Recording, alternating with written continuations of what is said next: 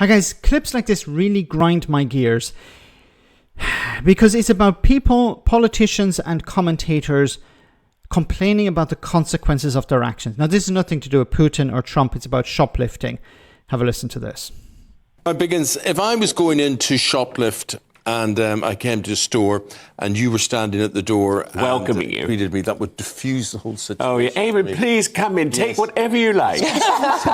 There's some nice DVDs over there. I've got some nice food. I think this whole situation is so appalling. But the police see this as a serious option. They must be mad. Well, it saves them a lot of work, doesn't it? Of course. Mm-hmm. Of course, because, the... Okay, so what are they talking about? They're talking about this new policy that's, I don't know if it's coming from the government or from the police.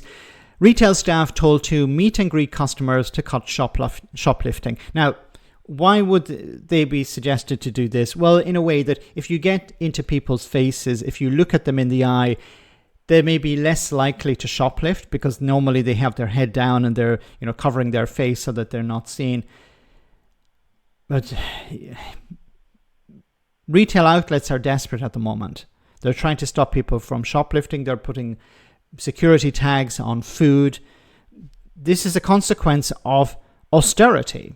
And I'll get to that in just a moment. These poor people as shopkeepers get nothing from the police. They say they wouldn't even answer their calls. This is on the front page of one of the papers. No, it's actually page 2 of the Mail. Oh, it's page 2 of the Mail. But it's saying the Lancashire Constabulary issued this advice to businessmen.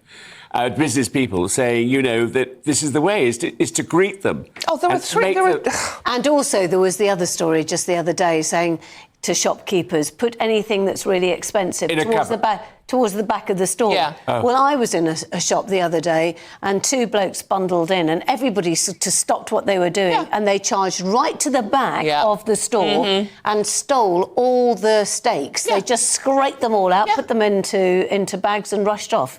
Well, there's a shoplifting theft every 3 minutes. It is so out of hand now. I mean, this time we've been sitting here talking, there are shops up and down the country that have had stuff nicked. But you see, it's a business now, Dawn. We can all sit and say certain people may need to do it because of the cost of living crisis and whatever it is. That is not the majority of shoplifting. But this is a business now. Yeah. Well, people, don't they give an order to someone. They go to someone and they say, I'd like 10 steaks. I'd like, this DVD, and they get them for them. And you often find them on sale in other shops down the road as well. But it's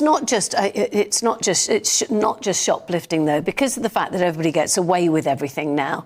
It's everything, isn't it? Everybody takes what they just go, I need some new tyres, go and steal those. As you say, everybody gets away with things. That's the way it is. Okay. I have to take a deep breath because this is so frustrating. These are the same people who supported policies like austerity. And how is austerity to blame here? Austerity made people poorer.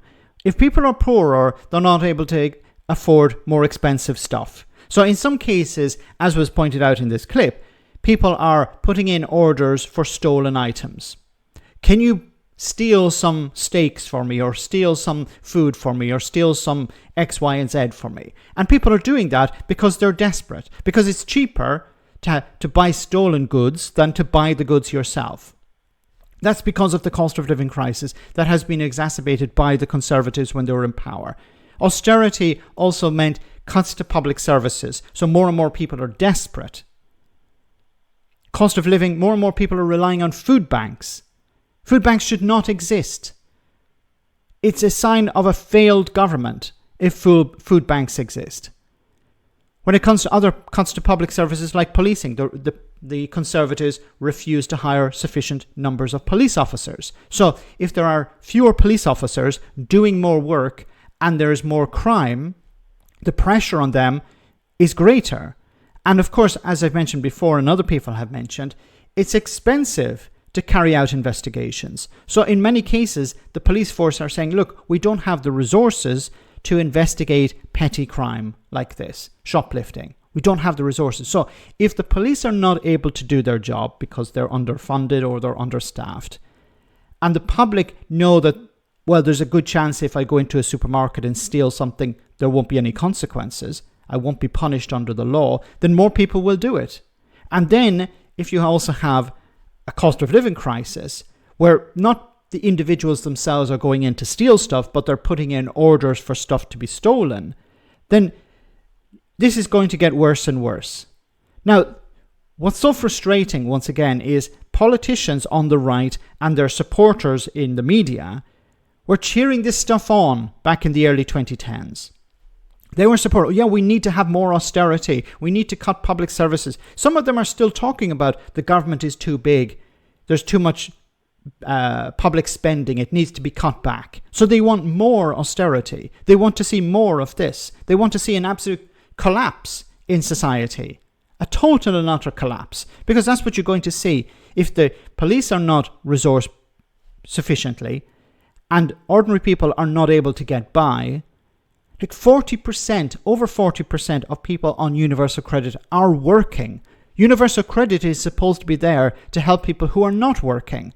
But the reality of the situation is people who are working are not earning enough to get by, so they're on universal credit as well. The system is broken. And the people who are cheering it on a few years ago are now complaining about the consequences. Let me know in the comment section, guys, what you think, and I'll see you in the next video.